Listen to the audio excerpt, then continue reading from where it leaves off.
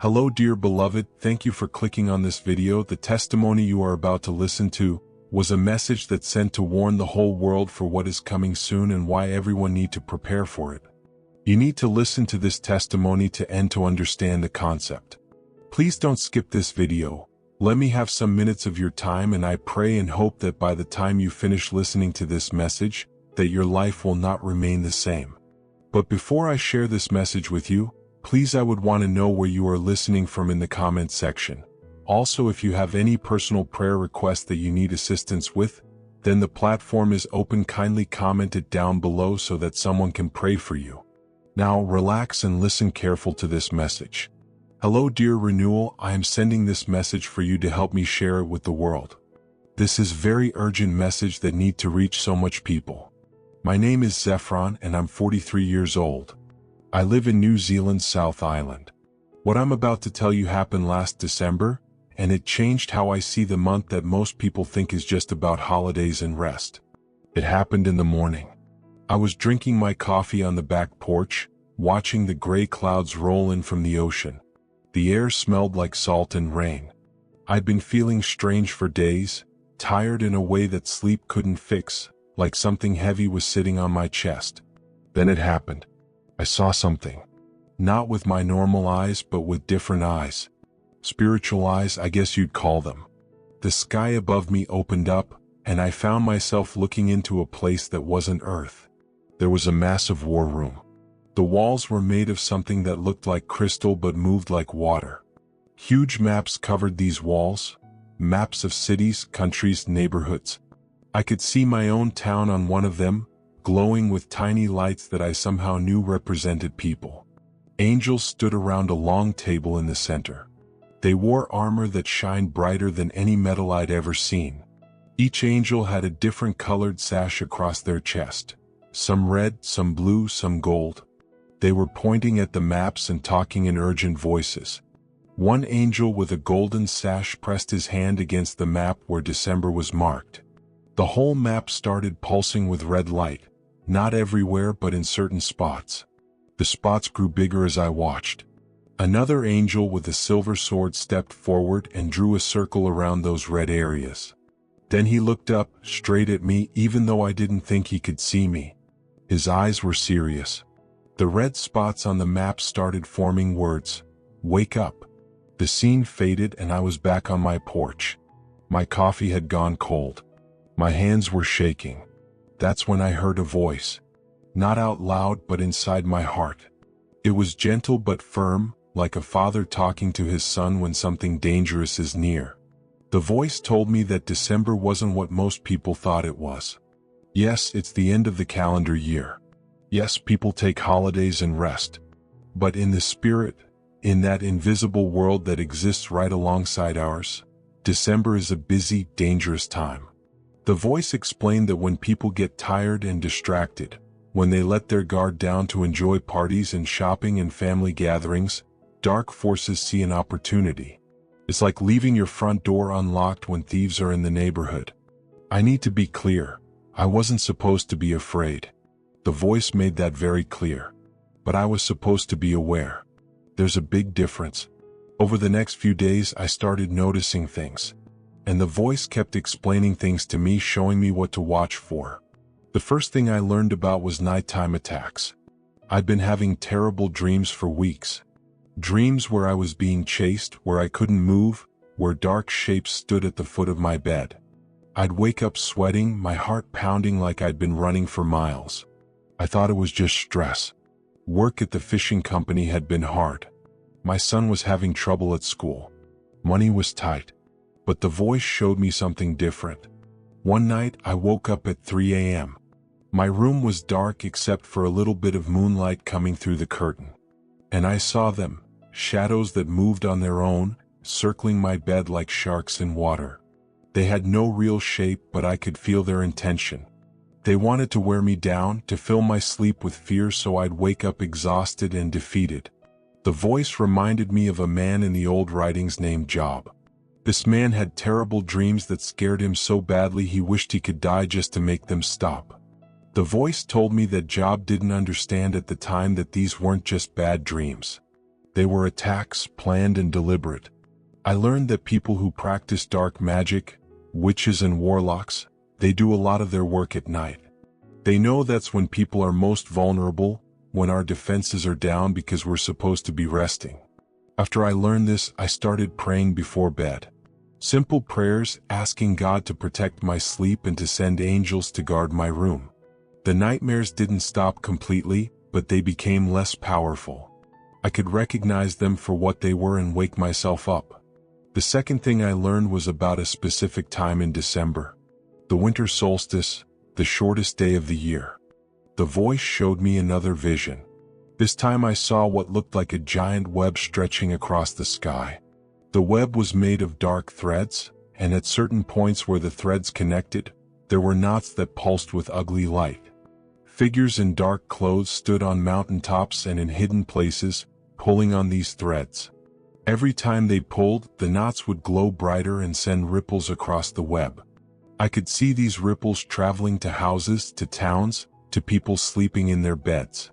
The web was covering more area as December went on.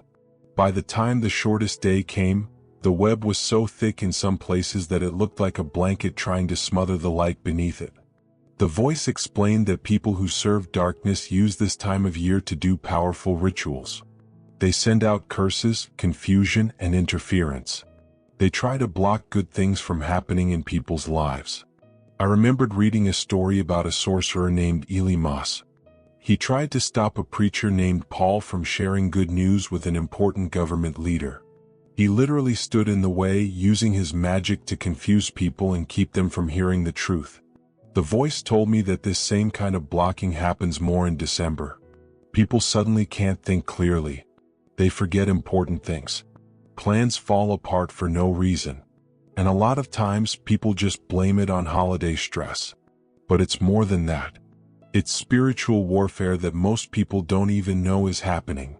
After I learned this, I started praying differently. I prayed against these curses and blocks. I prayed for clarity.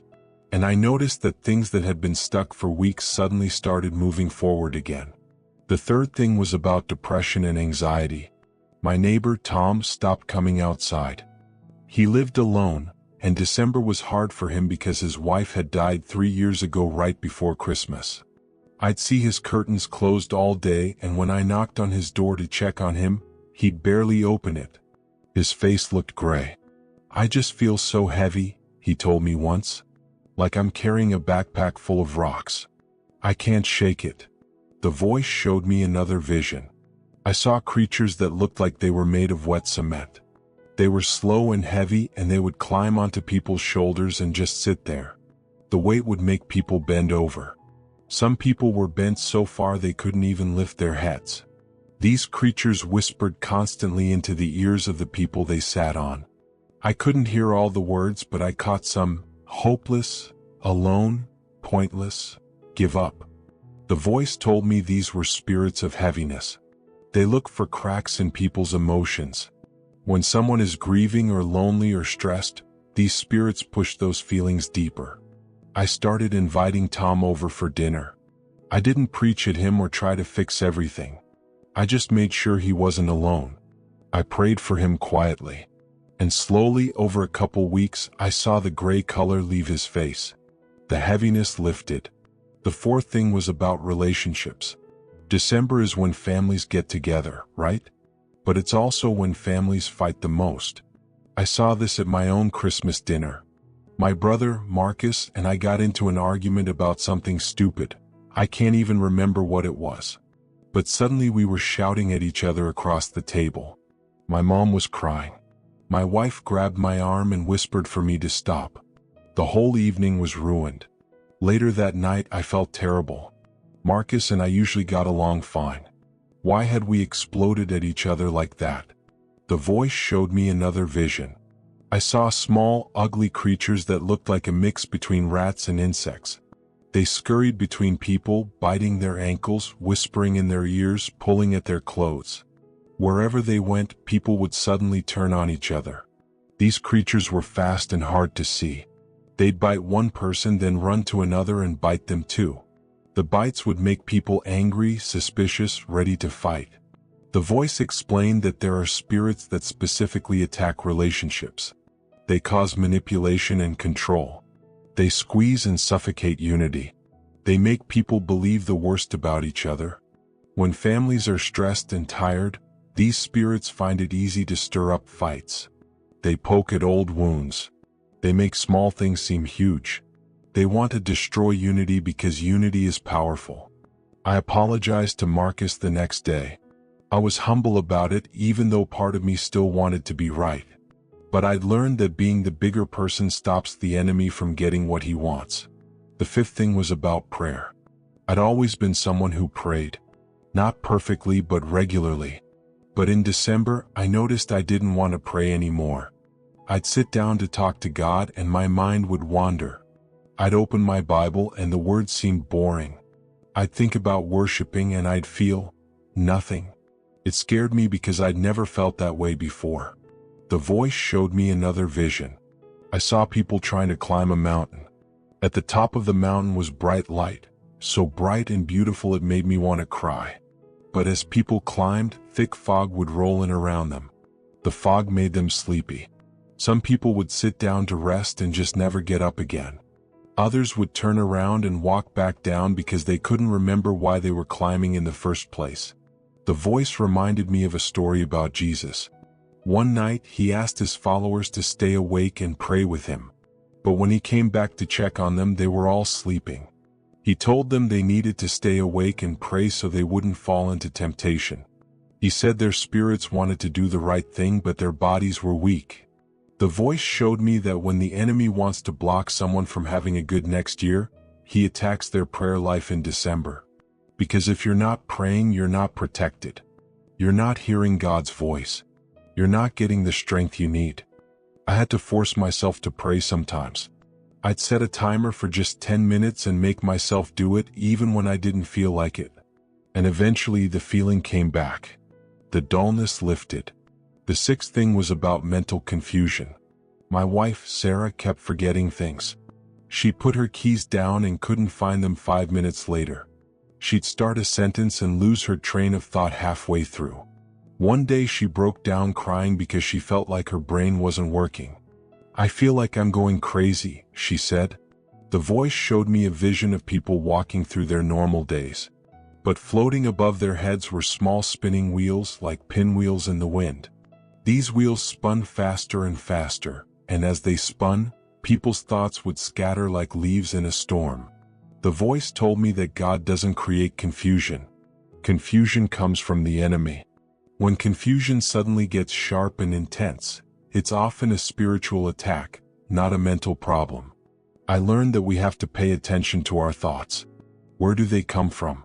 Some thoughts come from us. Some come from God. And some come from dark spirits trying to mess with our minds. I started helping Sarah recognize which thoughts were attacks. When she'd have a sudden fear or a confusing thought that didn't make sense, we'd pray together and tell that thought to leave. Sounds simple, but it worked. The seventh thing was about finances. Right before Christmas, my truck broke down. The repair was going to cost $800 that I didn't have. Then Sarah's phone died and needed replacing. Then our son needed new shoes because his feet had grown. Every time I turned around, something was costing money. And fear started growing in my chest. Fear that we wouldn't have enough, that we couldn't buy the gifts we'd planned, that we'd start the new year in debt. The voice showed me a vision of people carrying buckets. The buckets had holes in them. No matter how much water people poured in, it would leak out through the holes. People would run faster and faster trying to fill their buckets, but the holes kept getting bigger. Small creatures with sharp teeth were gnawing at the bottoms of the buckets, making new holes as fast as people could patch the old ones. The voice showed me that attacking finances is really an attack on faith. When people get scared about money, they stop trusting God. They make decisions based on fear instead of wisdom. I had to actively shut down the fear. Every time I felt it rising, I'd pray and remind myself that God had always provided for us before. And you know what? We made it through. The money came from unexpected places. A bonus at work I wasn't expecting, a friend who paid back an old debt, a tax refund that arrived early. The eighth thing was about making wrong choices before the new year. The voice warned me that the enemy loves to push people into bad decisions right before a new season starts. He wants to divert you from the path you're supposed to be on. I saw a vision of people walking on paths. Each path was lit up and clear. But then fog machines appeared on the sides of the paths, pumping out thick smoke. In the smoke, false paths appeared, paths that looked real but led to cliffs or swamps or circles that went nowhere. People would step onto these false paths thinking they were still on the right one. Some walked right off cliffs. Others got stuck in swamps. Some just walked in circles for years. This showed up for me at work. My boss offered me a promotion that would mean more money but also more travel. I'd be gone from home 3 weeks out of every month. It seemed like a good opportunity. More money would help. But something felt off about it. I prayed for several days, and the voice showed me that this job would take me away from my family during a time when my son really needed me. It would also take me away from my church, where I'd been growing a lot spiritually. It was a diversion, a distraction, something that looked good but would actually move me away from what God wanted for my next season. I turned down the promotion. My boss was surprised, but I felt peace about it. The ninth thing was about delays. In December, everything seemed to slow down. Projects I'd been working on stalled. People stopped returning my calls. Plans that should have been simple became complicated. It was frustrating. I felt like I was walking through mud. The voice showed me a vision of runners on a track. They were fast runners, trained and ready, but invisible chains wrapped around their ankles. The chains weren't tight enough to stop them completely, but they slowed every step. What should have taken seconds took minutes. What should have taken hours took days. Behind the runners stood figures in shadows, holding the other ends of the chains. They pulled back every time a runner tried to move forward. The voice reminded me of something Paul wrote. He said that Satan had hindered him, literally blocked his path and delayed his plans. Delay is a weapon. If the enemy can slow you down in December, you start the new year behind instead of ahead. I learned to recognize these delays and pray against them specifically. I'd say things like, I break the power of hindering spirits. I command delays to be removed in Jesus' name. And things would start moving again. The 10th and final thing was about old patterns returning. I'd struggled with anger earlier in the year. Bad anger that I'd hurt people with. But I'd worked on it, prayed about it, and gotten better. I thought I'd beaten it. Then in December it came roaring back. I snapped at people. I yelled at my son over something small. I felt that old familiar rage bubbling up inside me. The voice showed me one last vision. I saw houses with doors. Most doors were closed and locked. But some doors had small cracks in them, not enough to see through but enough for something to test. Dark shapes moved from door to door, pushing gently on each one. Most stayed closed. But when they found a door with a crack, they'd push harder. Some doors flew open, and the dark shapes rushed inside like they'd been waiting for permission. The voice told me that the enemy tests doors in December. He tries to see if old problems can get back in. He wants to seal old cycles into the new year so you carry the same struggles forward. Jesus talked about this. He said that when an evil spirit leaves a person, it wanders around looking for a place to rest. And sometimes it comes back to check if it can get back into the person it left. December is when these spirits come knocking. They test the door to see if you'll let them back in. I had to actively fight to keep that door closed. I had to recognize the anger as an attack, not just as my personality. And I had to pray for God's strength to keep it out. All of this happened to me last December. These 10 things weren't theories or ideas. They were real experiences that I walked through. And the voice told me something important. December isn't a month to fear. It's a month to stay awake. Yes, the enemy is more active. Yes, attacks increase. But God gives us everything we need to win. He gives us wisdom to see what's happening. He gives us strength to fight. And He gives us authority over these dark forces. The voice reminded me that I'm not a victim. I'm seated with Christ in heavenly places. That's what the scriptures say. I carry authority. These attacks don't have to succeed. I'm telling you all this because you need to know. December isn't just eggnog and presents. It's a spiritually charged time. Don't coast through it. Don't let your guard down completely. Stay awake. Stay praying. Stay aware. The enemy might be plotting, but God is bigger. And when you know what to watch for, you can shut down attacks before they take root. That war room I saw in my first vision, the one with all the angels and the maps, I saw it one more time before December ended. The angels looked different. They were smiling now. The red spots on the map had turned blue, the color of peace. One of the angels with the golden sash looked right at me and nodded, like he was saying, "You stayed awake. You made it through." And I did. We all can. If you have listened to this point, I really want to appreciate for watching. My prayer for you is that, at the end, you will with the Most High.